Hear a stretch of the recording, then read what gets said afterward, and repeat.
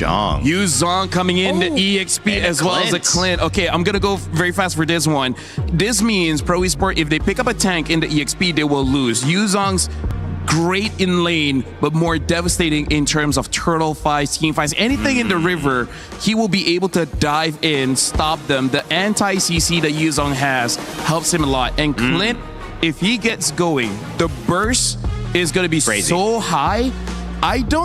There's a chance that Hirara won't be able to get into the iframes and just die instantly. Isn't this also just like one of the best ways to deal with the Eudora? You just fly around the Eudora and you don't care about the threat of getting stunned as long as you're still in your dragon form. So trying to stun me when I'm... Yeah. Although, honestly, that should have higher effect because Zhang's high in the sky. So lightning should be more effective. But True. You're actually closer. Yeah. Right? There's the Freya. Okay.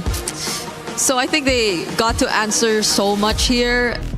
As we jump on into this match point for either side, and I gotta agree with the table here. It is a tough game to call as both compositions are distinct in what they want to do, but most importantly, it changes and fluctuates depending on the game state, and each one of these phases is going to be devastating for those who give first blood. Let's be honest, all three games have been a tough game to call. It has been a coin flip back and forth between these two teams.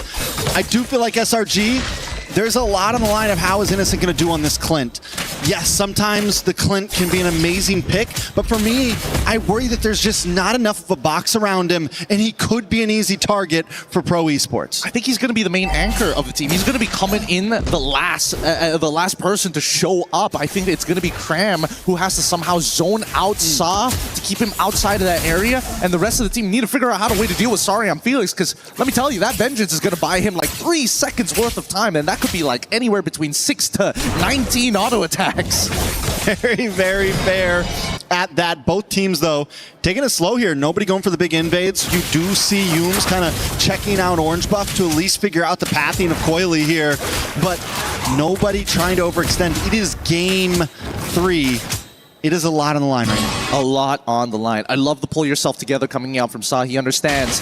I'm willing to trade flickers, but most importantly, if I catch somebody without theirs, it's game over for them. And I like the fact that Pro have adjusted, right? They didn't get super aggressive in the mid stages of the game. And more importantly, for the mid lane, they want SRG to kind of walk out here. They've already figured out the jungle pathing of where Sakai's is going to be with the help of Cinco de Pepe, and he's made sure he knows, okay, he started on Orange Buff. They're going to show back up on this turtle side again, so level 4s are going to be key.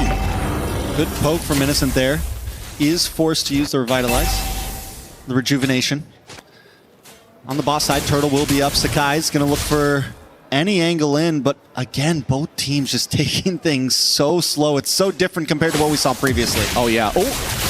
Speak of the devil, though, a lot of damage onto Yums. Yums taking out first blood into the hands of Coily. Basaw's going to fall next as Stormy finds a kill. Sakai's looking for a target, but forced to run away. Pro Esports taking domination over the pit. Cram drops as well. 2 members down inside of SRG. Skies isn't done just yet. Coily low. Stormy keeping vision. Yums back to the party. Doesn't have Fist Crack available to him. He's still level 3. So we can't get a big playoff. Sorry, and Phoenix zoning them away as Pro Esports takes the first turtle. They tried to drag this out as long as possible, and really unfortunate for Cram, right? He finds the initial assist, but unfortunately he can't keep fighting forever when there's so much CC on the opposite side. Unlucky for Stormy, wasn't able to get steal the Wrath of the Dryads fast enough to buy him those precious few seconds to get a little bit more out of his Shah residue passive. In the meantime, though, this first turtle already in the hands of Pro, a very slight lead, but the lane states hasn't really changed too much. Maybe for Sorry I'm Felix, but for everybody else, it's pretty neutral. Sorry and Felix just consistently rotating up to this mid. We can already see the slight aggression. They smelled blood. They're looking for maybe a little something more here. Cram hanging out in lane. But I mean, that's kind of the plan, right? You wait until the objectives, and that's when you want to use that Black Dragon. To whereas when you're on this Freya, you want to move around a bit more. You have the ability to do that. Yeah, the lane states are so important, especially like manipulating these waves. Cram understands if he hard shoves this, there's a good chance that Sariam Felix, if he's there at the right time, he's able to kind of freeze him out and will always take a negative trade against him if he's next to his tower. Oh, Coily walks right into it. Danger has struck. Sakai's gets the kill. Beautiful and intelligent invade here. They knew for a fact he was going to show up, knowing that he started on the top side of the map. So this was all pre-planned by SRG, and also not to mention the fact that they've denied information. On the top side, nothing much is going to be happening here, right? Like, we're expecting both teams to get more aggressive, but I think the lane states are by far too important to disrupt. You know, you would think Pro has maybe learned the lesson a little bit. SRG has loved coming down to this bot lane. They love that tri-bush, but it looks like Pro loves Stormy. They're looking for the target. Sariam Felix needs one more hit. He finally gets it. Consistently finding moments to get an advantage. Every single time. And luckily for Sariam Felix, he's not wasting much. He's just going. He wants a whole priority, doesn't mind sacrificing. Oh! Nice fist crack. Doesn't fully commit, though. Knows he wasn't able to get more than one. That's a Black Dragon form. I think they just have to give this up unless Cram makes a super play where he petrifies 3. Cram is looking for it. Unable to connect, though. Sariam Felix connected himself. Will get knocked up, but it's just to make sure Cram can get away. Pro Esports moves on to the turtle as Sakai's points his eyes elsewhere. All right, that was expected here. It was going to be a no contest no matter what. Yuma's made an attempt, and unfortunately, that's going to be the signal to back away. But Sariam Felix is becoming a little bit of a problem. He's starting to take more control over his side of the map, making it more difficult for people like Sakai's to even take his regular camps. All right, so Pro Esports with good control over the rotations, good control over the map. Sariam Felix seems to be a step ahead of Cram. We saw this in game number 1, though. SRG just needed to wait for that mid state so they can start working together, start overpowering as a team. Right now, they're still playing a very split-up game. Do we think that moment's going to happen around the 7-8 minute mark when some of those second items start really locking in? I think it depends on who gets this upcoming turtle, right? If they can deny Sakai... Oh! A lot of damage onto Yumes. Saw able to get the kill. Sakai's wants to try to dash into the backside, but he's unable to connect. The stuns are just too much. The stiff arms are always there. Tempest Blaze comes down. Maybe a bad play. The re-engage is there. Coily locks in. Diving under the tower. Finding Innocent. Stormy just looking. Coily doesn't want to stop. No. They're so good at extending their leads, but it's still going to be flying clouds, right? They will be able to get back into their base, into the fountain, and immediately start heading back to where they need to be. They can respond fast, and Pro recognizes this, right? Luckily, we're seeing just how fast with the hand cams, how quick these people are playing. But let's look at this one more time, because again, it's really coming down to how hard can we punish Yumes. We take away the trigger man, and the rest of the weapon just doesn't fire anymore. Yeah, and Cinco de Pepe, PPPPP, whatever you want to call him, the guy has been on fire, always catching Yumes. And it's not just this game. We saw it before, even on the game that they lost. This Belleric has been a nuisance overall. It makes it so hard for SRG to want to engage. Yeah, and worse yet, now we're seeing the infection starting to bleed out from that EXP lane. Small camps getting taken away, and now they fight. A lot of damage onto Stormy. Stormy not able to get away. Sariam Felix with an Valkyrie descent, but in the back line, Sakai's trying to make up for the loss of his teammates, but he's unable to do anything in the face of Pro Esports. Cram falls next, and Pro Esports lead this game with 5,000 gold. It's nothing but Innocent left. They can't do anything about it. The peel is too good, and if SRG makes the first move, it's gonna be Pro who finishes it. As they take this T2, let's look at this fight one more time, because again, this is a terrible position for SRG. They want to have a traditional front to back.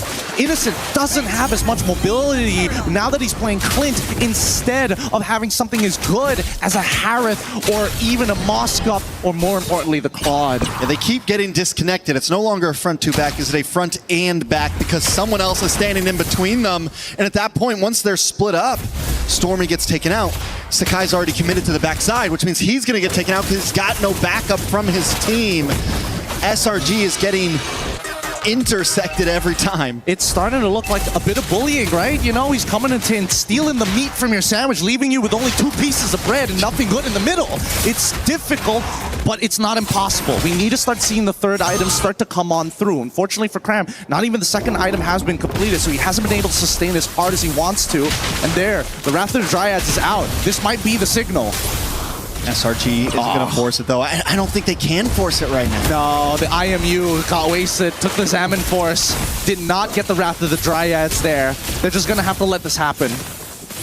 Sakai's at least on top side looking for some play on the map. They haven't taken a single tower yet.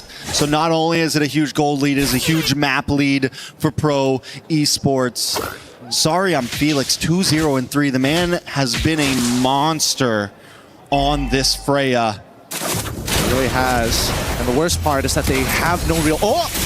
Big stun, a lot of damage on a Stormy. Cram takes it as well. Coily untouched, unfazed. Another tower should drop here. Pro Esports relentless. This is disgusting. Like, Sa can do this forever. This is such an impressive play style.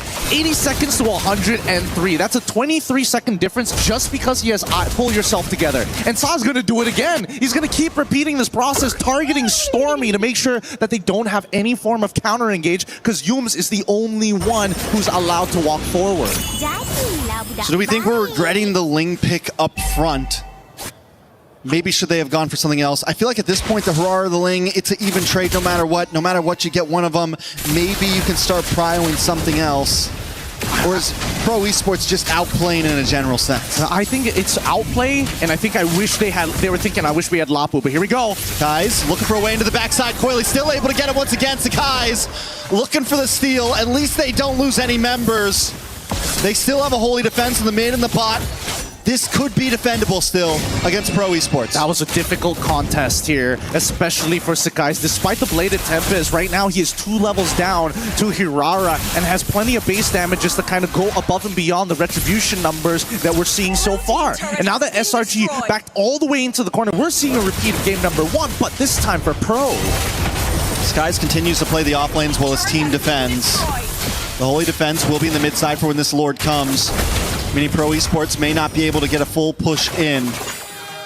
Cancel the recall. Is this the 1v1? He's got to cancel the recall. Ooh. There we go. That's it. That's what Coily has been doing all game. Oh, you're going to recall in a very dangerous spot. I'm going to waste another 5 seconds of your life. And these 5 seconds have been stacking up already. Seal play on the top side. Cinco de Pepe looking for a target. Cram forced to back off. Okay. Wrath of the Dryad has not come out just yet. He's holding on to it. He finally pops it. A lot of damage on Yums. Dive into the backside. Kuzin gets the kill. Sakai's into the backside as well. Tempest of Blades comes down. Unable to find any targets. Sakai just can't secure it as Coily gets it with barely a sliver of health. 2 members drop on the side of SRG, but they do defend their inhibitors. It's down to the wire. It's down to 1 HP. That makes the difference in Pro. Unfortunately, it was a good play. The SRG, they had the answer, but they didn't have the economic lead to make it work. Honestly, though, the fact that they lost no inhibitors is still huge. I might rather want to lose 2 of my team members than lose that off lane. Lord is going to be up soon. Macro is going to be important. Where we are at in this game right now. We are at quite a difficult moment for SRG because now, at the very least, they're willing to throw bodies for these inhibitors. They don't want to be put in a forced mistake scenario, but at the same time, they clearly don't have enough numbers to finish off the correct targets. I think the only person they can really jump on is Sa. Kozin, he's vulnerable for the next 30 seconds, but by the time the Lord actually spawns, he's going to get the Purify up again. It's Pro Esports. I think at this point they just continue to take it slow, or is there a clock eventually ticking for SRG? Because I still am on the board that SRG is not completely out since they didn't lose any inhibitors. That's a good question. It's comfortable, right? The map isn't, it's not like what we saw in game 1 where Pro had 0 inhibitors. It's going to be hard to fight for a Lord. The possibility is still slightly there. It is. Thank you, Ziffer, for pulling it up. Already 1 step ahead of me here. But yes, 3 items already done, but I don't know how they're going to take advantage of the Sky Piercer. This might have been a little bit of a mistake on Innocent's part, but at the same time, I think it's a lot of faith as well. The rest of the team is like, we will put them at 1 HP. If you had Sky Piercer just a little bit earlier and you could auto-attack them, that would have been a 2-for-2 trade.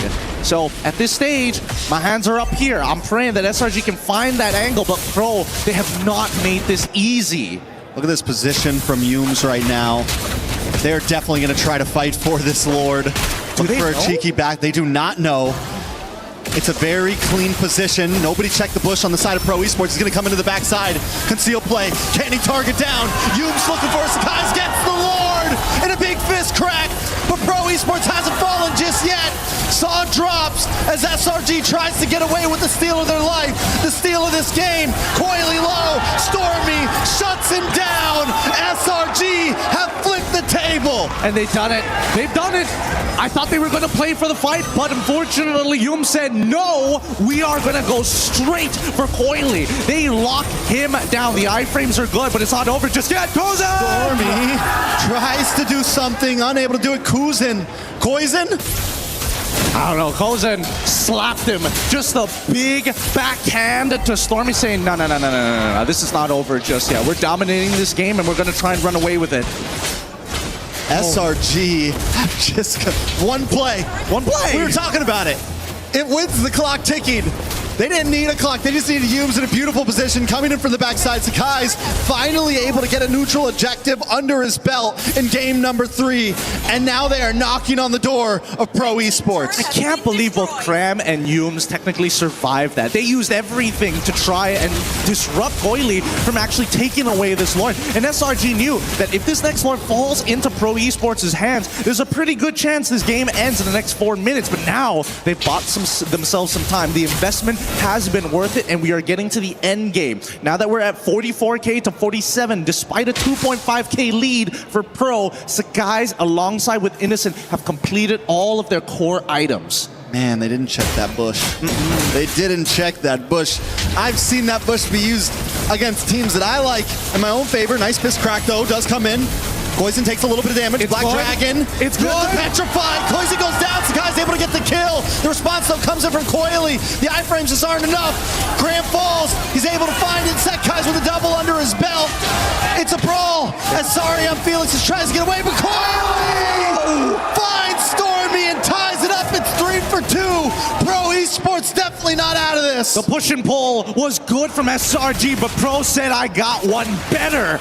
Really unfortunate for Sakai. He was willing to die to trade off. Let's look at the replay one more time, because this did not work out the way that Pro wanted to. And all of a sudden, with the counter engage coming in from not only Yumes, but forcing Pepe to drop down that Wrath of the Dryads, really turned the fight in SRG's favor. But here's the problem. After everybody continuously fought for this long, the big play came down to when Sakai's ended up going down after Beleric caught him with the taunt before he goes. Then, how do you deal with a Freya? You can't deal with that fully scaled up Freya, man. Man, I think the whole crowd right now is on the edge of their seats. We are on the edge of our seats. Everybody's praying. They're praying for their teams, hoping there's a God out there to give them some strength, because 7-15 so far, and Pro has not been able to put the final tombstone on SRG. And everyone still has inhibitors. Yeah. Meaning, honestly, this could go another Lord after this. If this is just a clean Lord take where nobody loses too much, this could still go a little bit farther. Pro Esports is going to start it up. Cram does have Black Dragon. We're going to wait for that one. Yumes as well with the fist crack. Here we go. Green dots everywhere. Sakai's into the backside. Wait a second. A lot of damage. Coily gets it once again. And the damage comes down onto Saw. Yumes trying to get away with his life as Cram holds the rest of the team back. Masarian Felix won't make it against Sakai's. Oh my goodness, Cram, despite everything that he actually tried, the dashes from Coily, he played it perfectly. Iframe to dodge, manages to slip past, and even then, it wasn't good enough. If they can hold on for just a little bit longer and protect an inhibitor, maybe there's an opportunity, but I don't think it's going to show right now. Here they come, because Kozen, he still has that Zaman Force. He does have the Zaman's Force. Pepe's low, though. Crash will come in. Zaman's Force drops. Cram taken out. Coily's going for more. Dashes in, does miss. Has to get out of the base. Taken out. Innocent with the shutdown. Into the backside. Sakai's falls. Koizen. The kid's on fire. He's on fire. Pepe managed to flicker out just in time before the ammunition was about to dome him. Oh my goodness. I don't know who's going to win this game, but by God, this has been the most fierce competition we've seen so far. Stormy now finishing off that Holy Crystal for the sake of the extra little bit of damage. You notice that every single time both teams interact, so many people walk away with 1 HP despite Sky Piercers being in play. I feel like honestly with that last Lord push, all Pro really needed to get was an inhibitor out of it. You only had 3 members. You're up against the Clint and a lot of just siege defense potential. The fact that they were able to get the inhibitor is a good start. But like I said, we're going to another Lord. Pro Esports still has inhibitor standing. SRG has gotten to the max item point almost. We're getting very close to tie game material. All right, Zipper, I need your help. We need to know how many Thunderbelt stacks Yums actually has. I need to know the numbers here to see how much damage he can technically take. Because so far, Kozen has been absolutely melting. Oh! Still play. Saw gets a stun. Graham is unable to get away. The Black Dragon comes out, but Kozen still gets him. Sakai's with a beautiful blazing duet finds Saw. But Coiley's chasing him down along with Koizen. 1 for 1, Mage for EXP. Not bad, not bad. And honestly, I think it's more worth it to get rid of Saw. Now they don't have to worry about, you know, something getting blown out of nowhere. And the best part is by the time the Lord actually spawns, Cram is already up and ready to go in comparison to the staggered death timer coming in from Eudora on Saw on the opposite side. So if SRG want to take first position, they absolutely can. But then again, is it playing to your strengths or do you want to be the ones who push Pro out of the scenario, right? Make him hesitate on the trigger finger. I feel it. I feel it. I think without Cram, though, it is a little hard to break through. But Sakai's either way, even without Cram, has been doing such a great job at invading that backside and slipping out so quickly. Yums once again looking for position around this Lord. As Pro Esports play the map, are we going to see Yums look for that back push again, and will Pro Esports check it? Oh, I don't know. He doesn't seem to be taking that space just yet. There's no reason to. And I think from Pro's side, they've kind of set a neutral state. Top side is going to eventually turn into a slow push. Same goes for that bottom side as well. With that extra minion here, SRG need to be the ones who reveal themselves first. But if they do, that means Pro is going to start blitzing the Lord. It's a game of cat and mouse. It's about information. It's just corporate espionage at this point. Corporate espionage. I like it. We did see Coily whittle down to that top side to get the push back. SRG are going to look for the engage. Cram hasn't used the Black Dragon just yet. Yums there as well. Has an immortality. Can take a lot of shots. Can take the big push. Sakai's looks for an angle.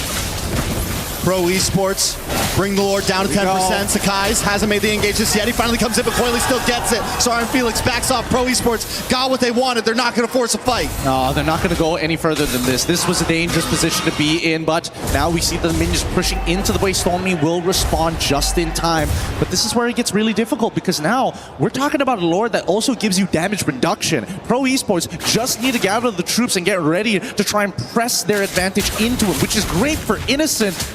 But the question is whether or not that damage reduction is going to be more than the true damage Innocent can pump out. It's a lot of damage from Innocent, I will be honest. Pro Esports are going to take this bottom lane, though. It's going to be a double push from both sides. Sakai's cleared the top. Going to be a little bit helpful, but he's got to get back to the base quickly. Oh, Innocent, he's running out of ult charges here. He's still... Oh! A lot of damage onto the bot. A lot of damage onto Cram. Cram may be able to get away from this. Black Dragon comes out looking for the re-engage. Masari Felix still stops him. Sakai's going up against Kuzin, but Kuzin always seems to win out. Lord finally does get taken out, but Innocent is collecting heads right now. Headshot after headshot. Nobody can get away with